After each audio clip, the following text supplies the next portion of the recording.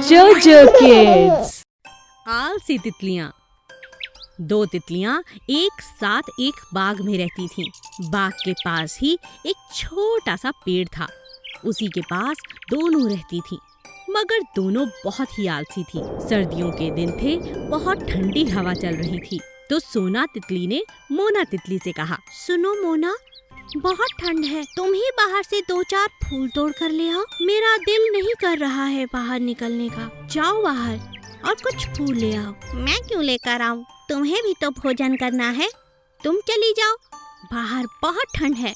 मेरा तो जाने का जरा भी दिल नहीं और मुझे भूख भी नहीं लगी। दोनों की दोनों एक दूसरे को काम के लिए कहती रहीं, मगर दोनों उठकर बाहर जाने को तैयार ही नहीं थीं। अचानक बहुत तेज ठंडी हवाएं चलने लगी। तितलियां ठंड से कांपने लगी। अब बहुत ठंड है, बहुत ज्यादा ठंड है। जल्दी कुछ करो, नहीं तो हवा अंदर तक आएगी और हम मर जाएंगे। तुम उठ जाओ, तुम ही कुछ इंतजाम कर लो। इतनी ठंडी हवा है, अगर मैं बाहर गई तो मर जाऊंगी। और ठंडी हवाएं अंदर आती रहीं। ठंड से दोनों तितलियां कांपती रहीं, मगर अपनी जगह से हिलने को तैयार नहीं थीं।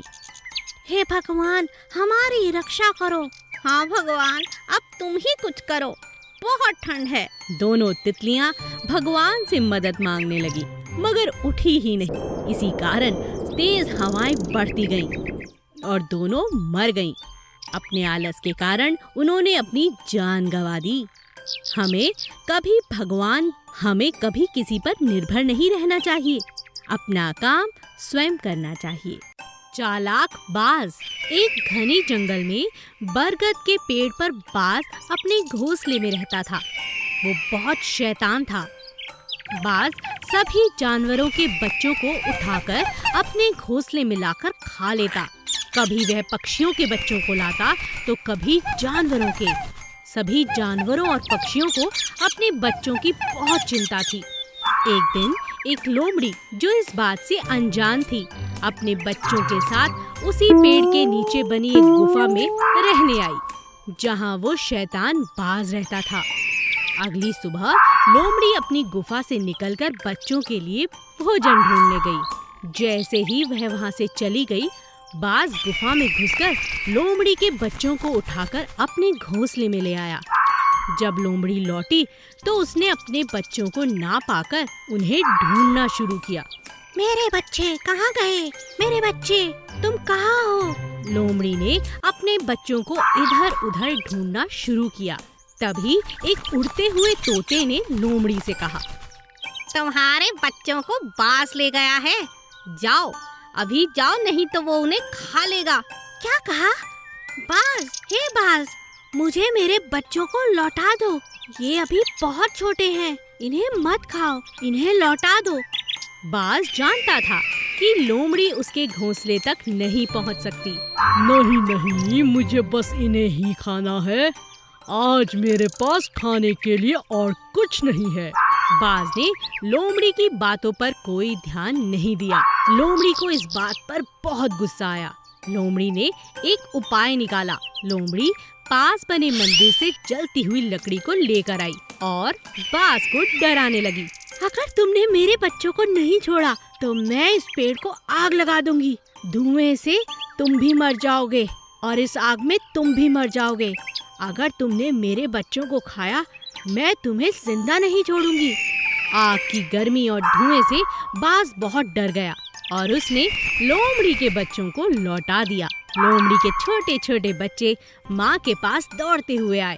लोमड़ी को पाकर सभी बच्चे बहुत खुश हुए। लोमड़ी ने अपनी समझदारी से अपने बच्चों की जान बचाई। मछली और मोर। नदी के किनारे एक सुंदर सा मोर रहता था, जो नदी में रहने वाली सोना मछली का सबसे अच्छा दोस्त था। दोनों पूरा दिन साथ में रहते। मोर रोज मछली से मिलने आया करता था। एक दिन मोर ने देखा कि एक मछुआरा बहुत सी मछलियों को पकड़ने के लिए जाल बिछा रहा था। हे भगवान, अब क्या होगा? मेरी दोस्त सोना अभी आती ही होगी मुझे मिलने। आज तो उसे ये मछुआरा कहीं अपने साथ ही ना ले जाए। मुझे कुछ करना चाहिए। हे भगवान, मेरी मदद करो। तभी उसने पास ही खेल रहे चूहे से मदद मांगी। चूहे दोस्त, मुझे तुम्हारी मदद चाहिए। तुमने अगर मेरी मदद की तो आज मैं अपनी दोस्त और नदी की काफी मछलियों की मदद कर पाऊंगा और उनकी जान बचा पाऊंगा। पर मैं कैसे तुम्हारी मदद कर सकता हूँ? मैं बताता हूँ। दोनों ने मिलकर एक योजना बनाई और चल पड़े नदी की ओर। बस कुछ ही देर में मछलियाँ मेरे कांटे में फंस जाएंगी और फिर मैं आज खाने में मछली ही पकड़ कर खाऊंगा। मजा आ जाएगा। इस नदी में तो बहुत सी मछलियाँ हैं। तभी मछुआरे ने देखा कि एक मोर जो बहुत सुंदर है, बहुत खूबसूरत तरीके से नाच रहा है। मछुआरे का पूरा ध्यान कांटे से हटकर मोर पर चला गया। अरे, इतना सुंदर मोर! मैंने कभी पहले मोर नहीं देखा। यह तो नाच रहा है। वाह, मजा आ गया। इसी बात का फायदा उठाकर एक चूहा मछुआरे के कपड़ों में घुस गया और दूसरे ने जोर से मछुआरे के जाल को काटना शुरू किया। अरे अरे, ये क्या? मेरे कपड़ों में क्या है? अरे बचाओ! अरे अरे, ये चूहा कहाँ से आया? अरे भागो! चूहे के काटते ही मछुआरे के हाथ से जाल छूट गया और वो दुम दबाकर जंगल से भाग गया। चूहा और मोर सोना मछली की जान बचाने में कामयाब रहे और इस तरह अब सिर्फ सोना मछली और मोर ही नहीं, चूहा भी उनका अच्छा मित्र बन चुका था। तुम्हारा बहुत बहुत शुक्रिया। मोर ने अपनी दोस्त की जान बचाने के लिए चूहे का शुक्रिया अदा किया। शैतान कौवे। एक पेड़ पर बहुत सारे कौवे एक साथ रहते थे। वे किसी को भी अपने पेड़ पर आने ही नहीं देते थे। कौवे बहुत शैतान थे, हमेशा अपनी मस्ती में ही लगे रहते। एक दिन जंगल में चारों ओर अंधेरा ही अंधेरा हो गया। बरसात का मौसम था और जोर की आंधी चल पड़ी। कुछ ही देर में जोर की हवाएं चलने लगी। कुछ ही देर में एक चिड़िया आई और उसने कौवे से कहा, भाई कौवे, बरसात होने वाली है। मुझे भी थोड़ी देर अपने पेड़ पर शरण दे दो। क्या मैं थोड़ी देर यहाँ रुक जाऊँ? मौसम ठीक होते ही चली जाऊंगी। नहीं नहीं। नहीं नहीं, तुम यहाँ से कहीं और चली जाओ। हमारे पेड़ पर हम पहले ही बहुत सारे कौवे हैं और हमारे बीच में तुम्हारा क्या काम? हमें बिल्कुल पसंद नहीं कि कोई और पक्षी हमारे पेड़ पर आए। तुम आगे जाओ, कोई और पेड़ मिल जाएगा और अगर यहाँ जबरदस्ती आई तो मैं तुम्हें भगा दूंगा, समझी? चिड़िया समझ गई कि कौवा बहुत घमंडी है। बेचारी चिड़िया आगे उड़ती गई और इसे एक छोटा सा पेड़ मिला, मगर उस पेड़ के अंदर बहुत गहरी एक जगह थी जहाँ जाकर वह छिप गई। कुछ ही देर में जोर की बरसात होने लगी और बरसात के कारण सभी पेड़ इधर उधर गिरने लगे। चिड़िया का पेड़ बहुत छोटा सा था मगर मजबूत था, इसी कारण वह पेड़ नहीं गिरा। पूरी रात बरसात होती रही। जब सुबह हुई तो चिड़िया ने देखा कि सारे कौवे नीचे पड़े हुए थे, क्योंकि ओलों की मार के कारण सारे कौवे उस पेड़ से नीचे गिर गए थे। एक कौवे ने चिड़िया को देखा और बोला, तुम यहाँ पर थी? तुम्हें कुछ नहीं हुआ? हमें देखो, कितनी चोट आई है। आंधी और ओलों के कारण हमारा पेड़ गिर गया और हमें बहुत चोट आई है। भगवान ने मुझे सहारा दिया। भगवान के भरोसे ही मैं इस पेड़ पर रही, इसी कारण मैं आज भी जिंदा हूँ।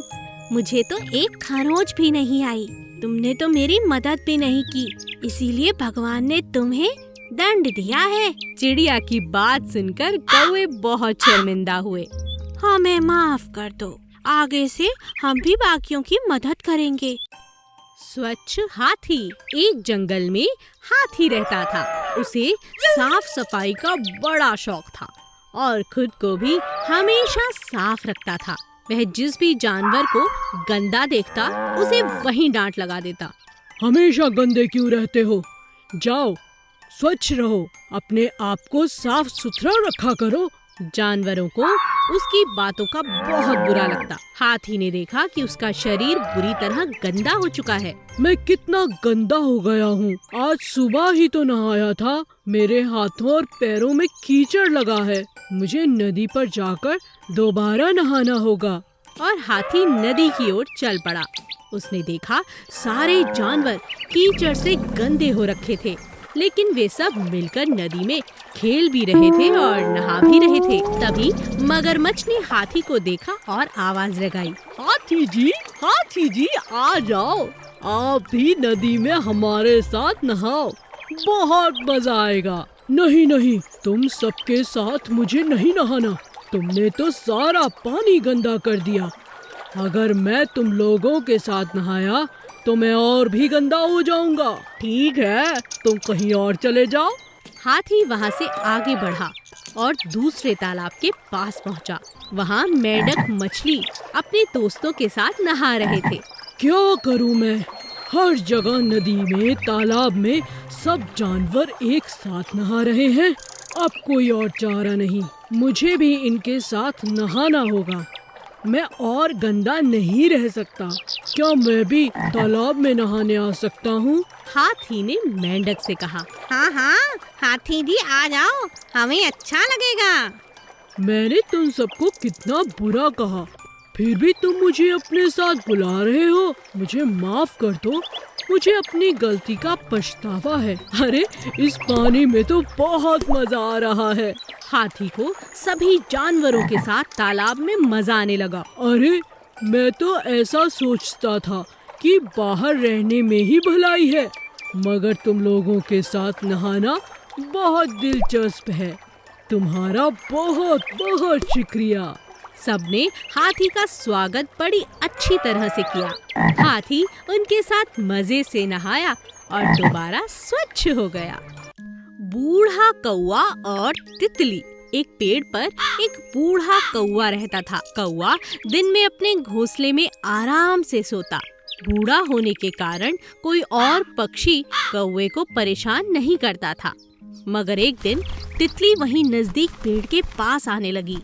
वहाँ फूलों का एक बड़ा सा बागीचा था। तितली बहुत सुंदर गाना गाती थी, मगर बूढ़ा होने के कारण कौवे को तितली के गाने बिल्कुल अच्छे नहीं लगते थे। कौवे ने तितली को बहुत मना किया। सुनो तितली, तुम ये गाने मत गाया करो। मेरी नींद बहुत खराब हो जाती है और तुम्हारा इस तरह जोर जोर से चिल्लाना और गाना मुझे पसंद नहीं है। तो तुम कहीं और जाकर लेट जाओ। मुझे तो गाना बहुत पसंद है और यहाँ बागीचा है। फूलों के आसपास मंडराती हूँ और गाती हूँ। इसमें तुम्हें कोई परेशानी नहीं होनी चाहिए। कौवे के कई बार कहने पर भी तितली ने कभी उसकी बात नहीं मानी। एक दिन कौवे ने तितली को अपने घर बड़े प्यार से बुलाया। एक योजना बनाने के बाद। सुनो तितली, अब तो हम दोस्त हो गए। रोज तुम्हारा गाना सुनता हूँ। बूढ़ा हूँ इसीलिए कहीं जा भी नहीं सकता। आज मेरे पास बहुत भोजन है। आज तुम मेरे यहाँ दावत पे आ सकती हो। सच? ऐसा है? ठीक है, मैं तुम्हारे घर दावत पे जरूर आऊंगी। शाम को तितली कौवे के घर दावत पर पहुंची। तितली बहुत खुश हो गई। तभी कौवे ने उससे कहा, तुम्हारा स्वागत है। तुम जानती हो मैं बहुत बूढ़ा हूँ, कहीं नहीं जाता, इसीलिए तुम्हारे गाने से बहुत चिढ़ता था। मगर रोज रोज तुम्हारा गाना सुनता हूँ तो अब यही गाना बहुत अच्छा लगता है। तुम आज गाना नहीं गाकर सुनाओगी? मेरे घर आई हो, कुछ तो गाकर सुनाओ। तितली बहुत खुश हुई और गाना गुनगुनाने लगी। गाना गुनगुनाते गुनगुनाते जैसे ही तितली ने अपनी आंख बंद की, कौवे ने कहा, मुझे सुनाई नहीं दे रहा, मेरे करीब आकर गाओ। तितली कौवे के करीब आकर गाने लगी और जैसे ही तितली ने गाते गाते अपनी आंखें बंद की, मौके का फायदा उठाकर कौवे ने उस पर झपट्टा मारा और उसे मार डाला। और इस तरह कौवे ने अपना बदला लिया तितली से। बूढ़ा होने के बाद भी बड़ी चालाकी से कौवे ने अपना बदला लिया। Please subscribe.